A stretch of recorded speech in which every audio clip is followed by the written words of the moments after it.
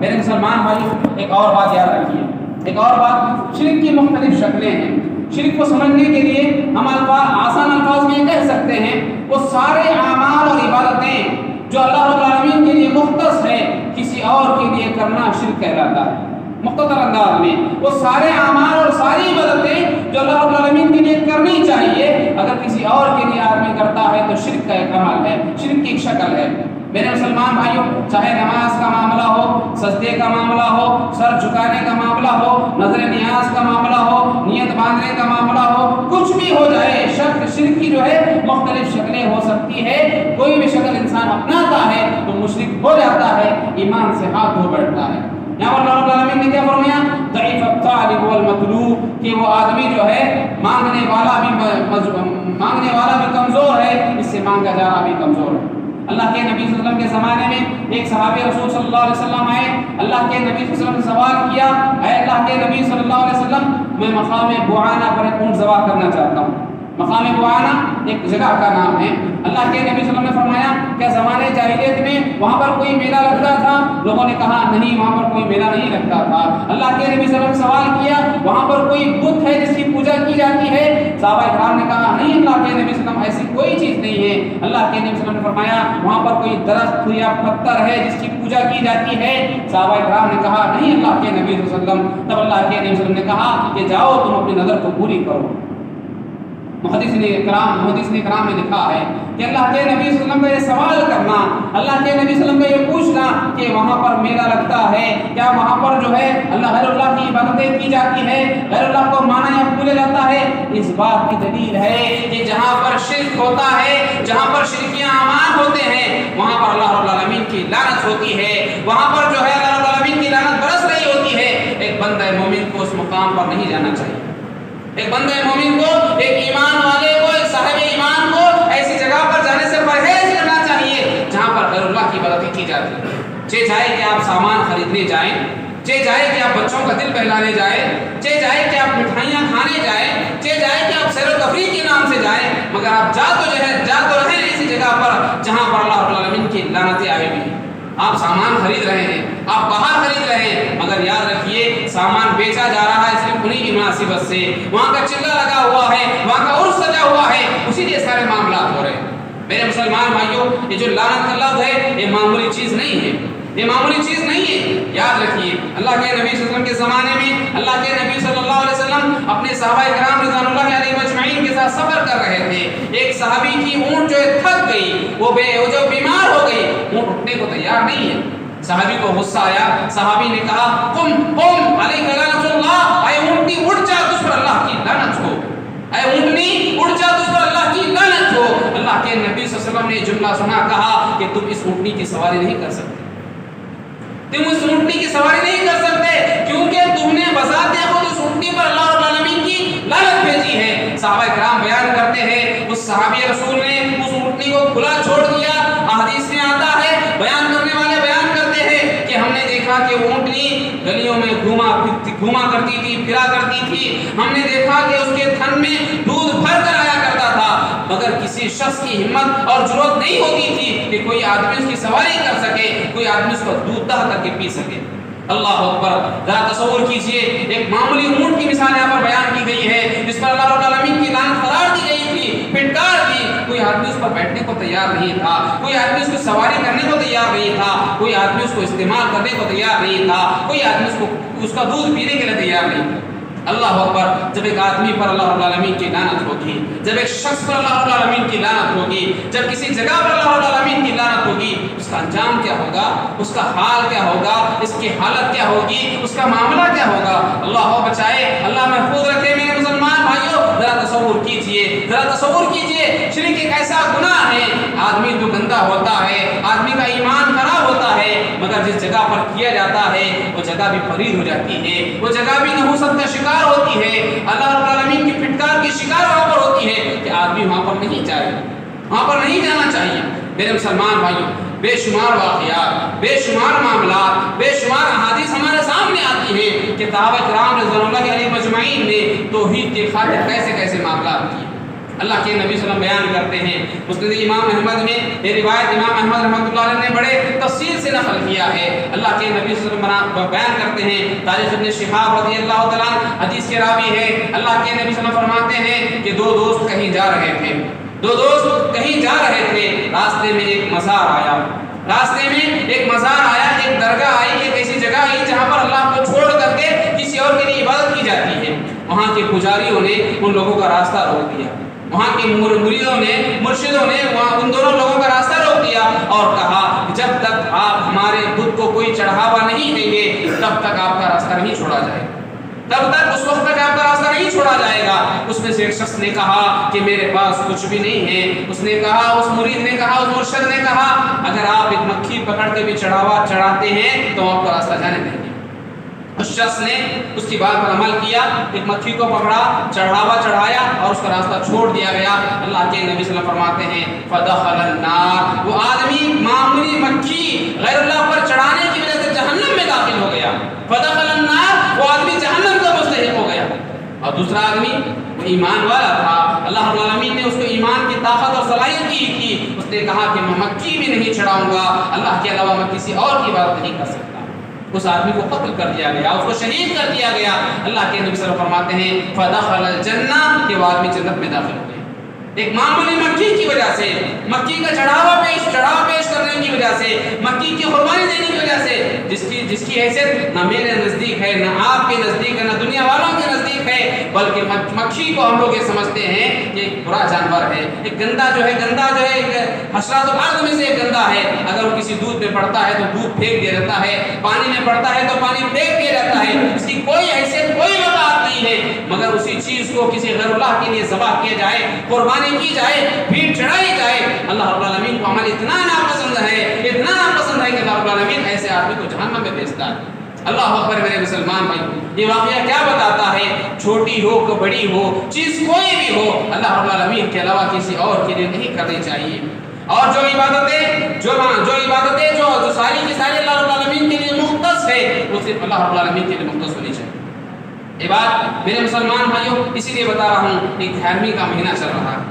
ہم میں سے بہت سارے لوگ ایسے بھی ہیں جو ہو سکتا ہے علم کی کمی کی وجہ سے، جانکاری کی کمی کی وجہ سے 11ویں شریف بھی کرتے ہوں گے۔ میرے مسلمان بھائیوں سمجھنے کے لیے میں 11ویں شریف کہہ رہا ہوں، مگر سنیے عبدالقادر جیلانی رحمۃ اللہ علیہ کی طرف جو بات منسوخ کی جاتی ہے، عبدالقادر جیلانی رحمۃ اللہ علیہ کی طرف جو بات منسوخ کی کر کے جو ہے یہ قربانی کی جاتی ہے، جو کھانے کھائے جاتے ہیں، یہ پکوان پکائے جاتے ہیں، میرے مسلمان بھائیوں سراسر غلط ہے، سراسر غلط ہے۔ میرے مسلمان بھائیوں اللہ رب العالمین نے کہا ضعیف الطالب والمطلوب، کہ دینے والا اور جس کو دیا جا رہا ہے دونوں کمزور ہے۔ ذرا تصور کیجئے، ایک طرف ہم جو ہے شیخ عبدالقادر جیلانی رحمۃ اللہ علیہ کو اللہ کا ولی قرار دے ہیں، اللہ کا ولی مانتے ہیں، دوسری طرف ایصال ثواب کے خاطر ان کے لیے جانور ذبح کیے جاتے ہیں۔ اللہ اکبر، کتنی بڑی ناانصافی ہے، کتنا بڑا جو ہے دوغلا پن ہے۔ ایک اللہ کے ولی کو ہمارے صدقات کی ضرورت ہے، ایک اللہ کے ولی کو ہمارے خیرات کی ضرورت ہے، ایک اللہ کے ولی کو ہمارے نظر و نیات کی ضرورت ہے۔ اللہ اکبر میرے مسلمان بھائیوں، اس سے بڑھ کر تہمت کیا ہو سکتی ہے؟ اس سے بڑھ کر جھوٹا الزام کیا ہو سکتا ہے کہ ایک اللہ کے ولی کو جھوٹا، ایک اللہ کے ولی کی جانب جھوٹی باتیں نسبت کر کے ہم کھانے کھا رہے ہیں، پکوان پکا رہے ہیں، یہ سراسر ظلم ہے، جھوٹ ہے، شرکی اعمال ہیں۔ ایسے اعمال کرنے سے اللہ رب العالمین ناراض ہوتا ہے، ایسے اعمال کرنے سے اللہ رب العالمین ناراض ہوتا ہے، اور اس کی زندگی سے جو آدمی ایسا کر رہا ہے اس کی زندگی سے چین و سکون غارت اور ختم ہو جاتا ہے۔ میرے مسلمان بھائیوں کئی باتیں ہو سکتی ہیں۔ عبدالقادر جیلانی رحمۃ اللہ علیہ کی طرف جو ہے کئی بے قسم کے جو ہے بے بال و پر، بے سر بے پر ایسے واقعات منتقل کی جاتے ہیں، منسوخ کیے جاتے ہیں جن کا حقیقت سے کوئی واسطہ نہیں ہے۔ شیخ عبدالقادر جیلانی رحمۃ اللہ علیہ ابن قدامہ رحمۃ اللہ علیہ کے جو ہے استاد رہے ہیں، ابن قدامہ رحمۃ اللہ علیہ یہ وہ محدث ہیں جن کی تعریف جو ہے جن کی تعریف جو ہے کئی مفسرین کرام نے کی ہے۔ شیخ عبدالقادر جیلانی رحمۃ اللہ علیہ کی اگر تاریخ پڑھیں گے، ان کے عقائد کو دیکھا جائے گا، انہوں نے کون سے کام کیے ہیں دیکھا جائے گا، تو میرے مسلمان بھائیوں یقین لائیے یہ سارے کے سارے معاملات ختم ہو جائیں گے، یہ سارے کے سارے معاملات ختم ہو جائیں گے۔ شیخ عبدالقادر جیلانی رحمۃ اللہ علیہ عراق کے رہنے والے تھے، جن کے گاؤں کا نام جیل یا کیل دونوں لفظ آئے ہیں، جیل جیلان بھی اس کو کہا جاتا ہے، جیل بھی کہا جاتا ہے، کیل بھی کہا جاتا ہے، کیلان بھی کہا جاتا ہے، اور ان کی تاریخ میں لکھا ہوا ہے کہ مسلک حنبلی تھے، امام احمد بن حنبل رحمۃ اللہ علیہ کے مسلک کو ماننے والے اس کو پیروکار تھے، مگر یہ بتایا جاتا ہے کہ شیخ عبد القادر جیلانی رحمۃ اللہ علیہ جب تک زندہ تھے اپنی زندگی میں کبھی بھی انہوں نے جو شرک اعمال کو تربیت نہیں دی، بلکہ باقاعدہ شرک کے خلاف ان کی کتابیں موجود ہیں، شرک کے خلاف ان کی کتابیں موجود ہیں۔ لکھنے والوں نے لکھا کہ شیخ عبد القادر جیلانی رحمۃ اللہ علیہ نے تقریباً 30 کتابیں لکھی، 30 کتابیں لکھی، اور ساری کی ساری کتابوں میں توحید سے بھرپور دلائل موجود ہیں، توحید کے ماننے والے، توحید کے جاننے والے، توحید کا پرچار کرنے والے، جن کا تعلق شرک و بدعت سے دور دور تک نہیں تھا، مگر چونکہ انہی کے نام پر نظر و نیاز کی جاتے ہیں، شرک و بدعت کے بیکار قسم کے کام کیے جاتے ہیں۔ میرے مسلمان بھائیوں، ذرا ہوش کا ناخن لیجیے، جس کے بارے میں ہم کر رہے ہیں، جس کے معاملے میں ہم کر رہے ہیں، ان کے بارے میں تھوڑی جانکاری ہمیں ہونی چاہیے، ہماری معلومات تھوڑی ہونی چاہیے، ان کا نام کیا ہے، ان کا معاملہ کیا ہے، وہ کہاں کے رہنے والے تھے، وہ کہاں کے جو ہے بسنے والے تھے، ان کی زندگی کے حالات کیا ہے، کچھ جانکاری ہونی چاہیے۔ میرے مسلمان بھائیوں، ایک چھوٹا سا واقعہ آپ کے سامنے سناؤں گا۔ ایک مرید تھا جو اپنے مرشد کا سر دبا رہا تھا، اپنے مرشد کا سر دبا رہا تھا، یوں کہہ سکتے ہیں کہ مالش کر رہا تھا کہ مرید نے اپنی داستان شروع کی، مرید نے اپنی جو ہے پریشانیاں دشواریاں شروع کی، اتنے میں جو ہے مرشد کی آنکھ لگ گئی، مرشد سو گیا، مرشد سو جانے کے بعد جو ہے مرید کی جب داستان ختم ہو گئی، مرید نے کہا استاد محترم یہ میری داستان ہے، استاد محترم یہ میری داستان ہے، مرشد کامل یہ میری داستان ہے۔ یہ سننا تھا کہ مرشد کی آنکھیں کھل گئی ہیں، مرشد کی آنکھیں کھلنے کے بعد مرشد نے کہا تمہاری داستان کیا ہے، مجھے دوبارہ بتائیے، دوبارہ سنائیے۔ تو اس مرید نے کہا آنکھیں آپ کی نہیں کھلی ہیں، آنکھیں میری کھلی، آنکھیں آپ کی نہیں، آنکھیں میری کھلی ہیں، آپ سوتے ہوئے میری بات نہیں سن سکتے، خبر میں جانے کے بعد کیا سن پائیں گے، یہاں زندے ہیں آپ کی آنکھ لگی ہوئی ہے، میں درد بھری اپنی داستان سنا رہا ہوں، اپنی تکلیفیں سنا رہا ہوں، مگر آپ بے خبر ہو کر کے آنکھ بند کر کے سو رہے ہیں، ذرا مجھے بتائیے خبر میں جانے کے بعد آپ میری باتیں بھلا کیا سنیں گے اور میرا جواب کیا دیں گے، میری تکلیفیں کیسے آپ دور کریں گے۔ اللہ اکبر۔ میرے مسلمان بھائیوں، یہ واقعہ بڑا چھوٹا سا ہے مگر میرے اور آپ کے دل و دماغ کے ڈھکن کھولنے کے لیے کافی ہے کہ جو بھی چیزیں ہوتی ہیں یہ ساری کی ساری چیزیں غلط ہیں، سراسر غلط ہیں۔ اور ایک بات یاد رکھیے، یہ بات جو ہے کان کھول کر سن لیجیے، کوئی آدمی شرکیہ کام کرتا ہے اس آدمی کے جو ہے ساتھ ہمیں نہیں دینا چاہیے۔ اللہ کے نبی صلی اللہ علیہ وسلم کی حدیث ہے، اللہ کے نبی صلی اللہ علیہ وسلم فرماتے ہیں کہ اللہ رب العالمین اس آدمی پر لعنت بھیجتا ہے جو آدمی کسی بدعتی کو جو ہے پناہ دیتا ہے، کسی بدعتی کا ساتھ دیتا ہے، کسی بدعتی کا جو ہے ساتھ دیتا ہے، اس کو جو ہے پناہ دیتا ہے، اس آدمی پر اللہ رب العالمین کی لعنت ہے۔ جب ایک بدعتی کے ساتھ یہ معاملہ ہو رہا ہے کہ بدعتی کو پناہ دینے کی وجہ سے اللہ رب العالمین کی لعنت پھٹکار آ رہی ہے، تو یقین مانیے جو آدمی اللہ رب العالمین کا شرک کر رہا ہے، اللہ رب العالمین کے ساتھ جو ہے شریک کر کے نظر و نیاز کے معاملے کر رہا ہے، تو میرے مسلمان بھائیو یاد رکھیے اس کا کیا انجام ہوگا۔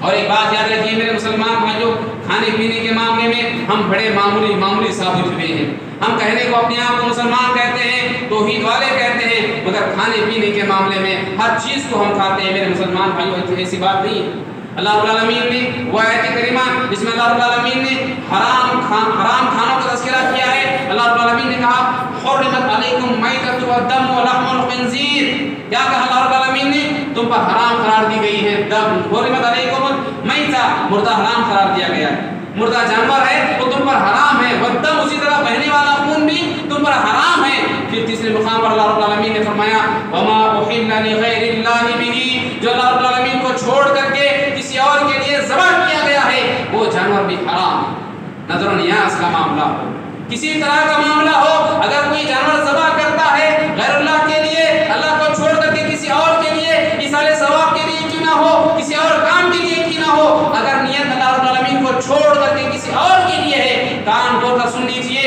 اس کا کھانا حرام ہے، اس کا کھانا حرام ہے، وہ آدمی کھا نہیں سکتا۔ میرے مسلمان بھائیوں، یہاں پر رشتہ داریاں سامنے آتی ہیں، یہاں پر دوستیاں سامنے آتی ہیں۔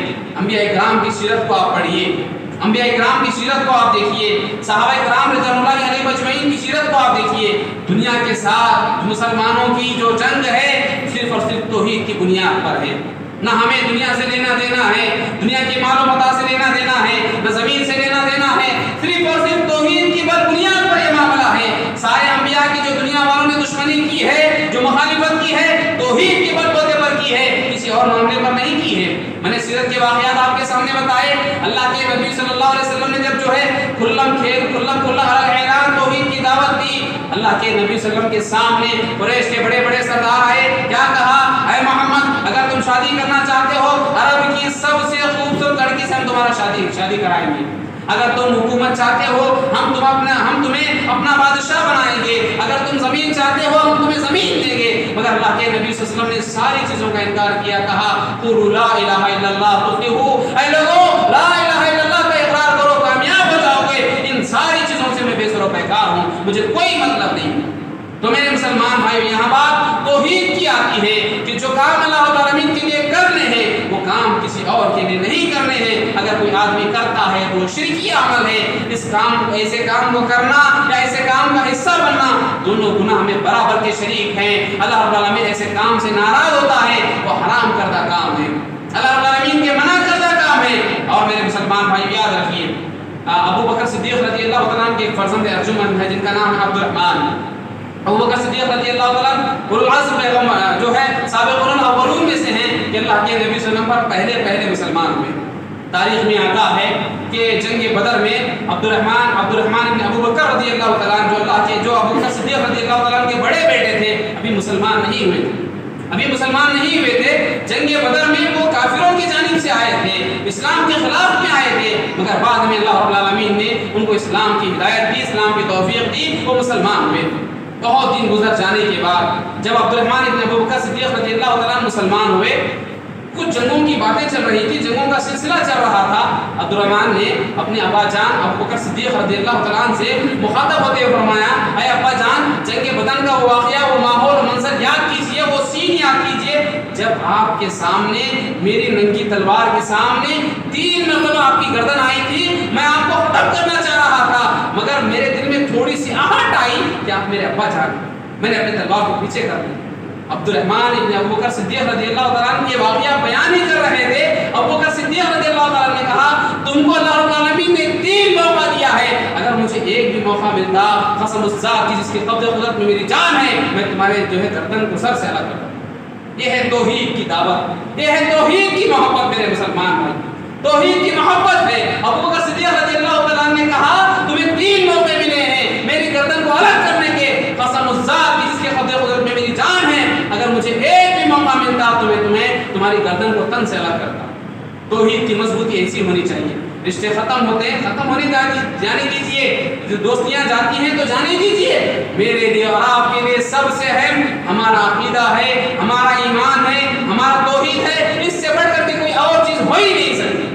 دنیا کی ساری چیزیں قربان کیجیے وقت آنے پر، مگر توحید کو اور ایمان کو اپنے ہاتھ سے جانے مت دیجیے۔ توحید ہو کہ ایمان ہو، اس دنیا کی سب سے انمول اور سب سے قیمتی جو ہے اللہ رب العالمین کی نعمت ہے، اس کو سنبھال کر رکھیے، اس کی حفاظت کیجیے، اس کو پروان چڑھانے کی کوشش کیجیے۔ میرے مسلمان بھائیوں، زیادہ کچھ نہ کہتے ہوئے اللہ رب العالمین سے دعا کرنا چاہوں گا، اللہ رب العالمین مجھے اور آپ کو توحید پر ثابت قدم رہنے کی توفیق عطا فرمائے۔ اللہ رب العالمین مجھے اور آپ کو توحید کو سمجھ کر کے اپنی زندگی میں لانے کی توفیق عطا فرمائے۔ اللہ رب العالمین میری اور آپ کی زندگی کو خوشیوں سے بھر دے۔ اللہ رب العالمین میری اور آپ کی دشواریاں پریشانیوں کو دور فرمائے۔ اللہ رب العالمین جہاں کہیں بھی مسلمان ستائے جا رہے ہیں، اللہ رب العالمین جہاں کہیں بھی مسلمان مارے پیٹے جا رہے ہیں، اللہ رب العالمین تو ان کی غیبی مدد فرما۔ اللہ رب العالمین ان کو جو ہے متحد رہنے، اتحاد کے ساتھ رہنے، پیار و محبت کے ساتھ رہنے کی توفیق عطا فرما۔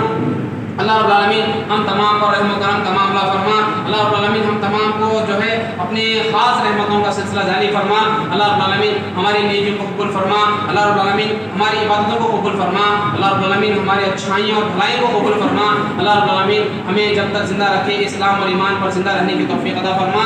اللہ رب العالمین جو بھی ہم نیکیاں کر رہے ہیں اخلاص اور الہیت کے ساتھ نیکیاں کرنے کی توفیق عطا فرما۔ اللہ رب العالمین ہمیں صحیح معنی میں ہر ہمیشہ حق کہنے والا، حق کا پرچار کرنے والا، حق کے تحت زندگی گزارنے والا بنا۔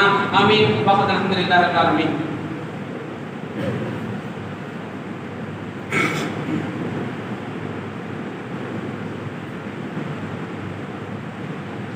ان الحمد للہ نحمده ونستعينه ونستغفره ونؤمن به ونتوكل عليه ونعوذ بالله من شرور أنفسنا ومن سيئات أعمالنا من يهد الله فلا مضل له ومن يضلل فلا هادي له وأشهد أن لا إله إلا الله وأشهد أن محمدا عبده ورسوله فإن خير الحديث كتاب الله وخير الحديث هدي محمد صلى الله عليه وسلم وشر الأمور محدثاتها وكل محدثة بدعة وكل بدعة ضلالة وكل ضلالة في النار.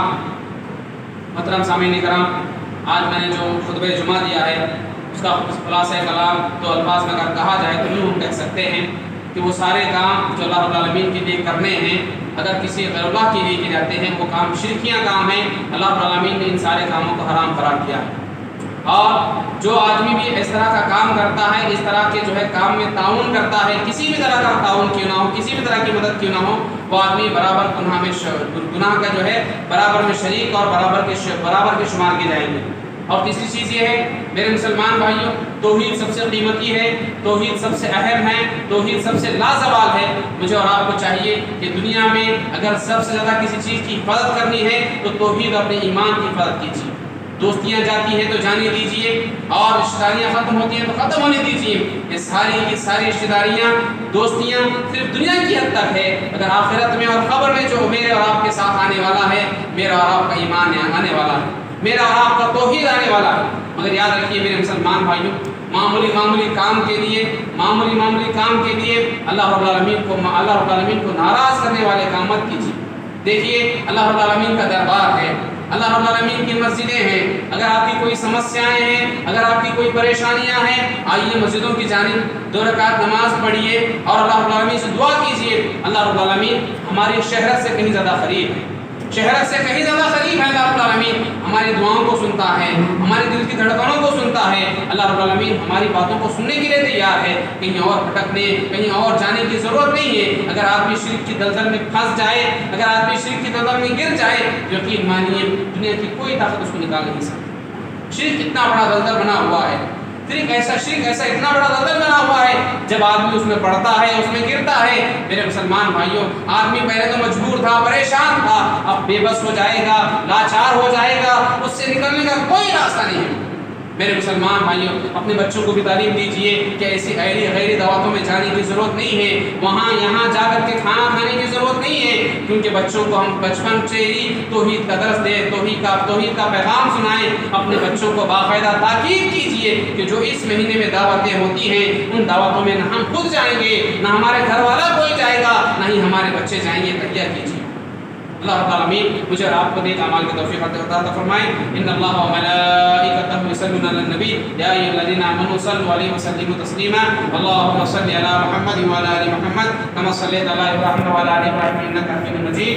اللهم بارک علی محمد وعلى آل محمد كما بارکت علی ابراہیم وعلى آل ابراہیم انک حمید مجید. عباد اللہ رحمنی ورحمکم اللہ ولذکر اللہ تعالی جل وعلا واللہ اکبر واللہ یعلم ما یصنعون.